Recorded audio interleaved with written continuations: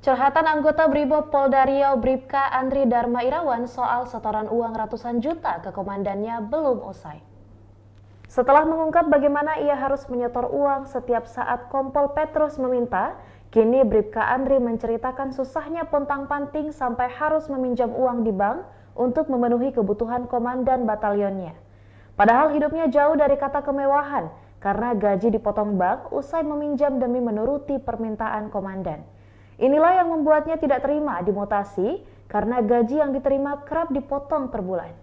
Bribka Andri mengatakan ia dan keluarga masih tinggal di perumahan BTN dan setiap bulannya masih harus membayar kredit senilai Rp1.400.000 selama 12 tahun lagi.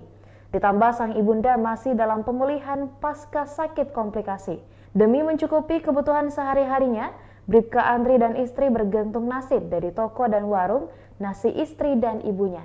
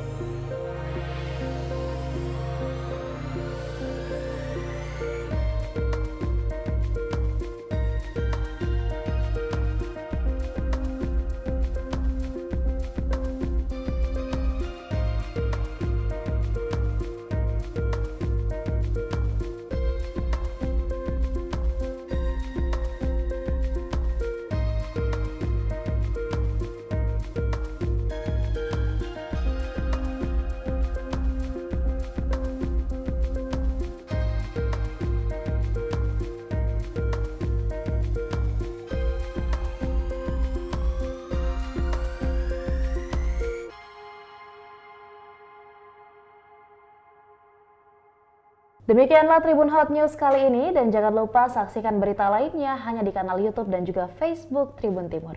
Terima kasih sudah nonton. Jangan lupa like, subscribe, dan share ya.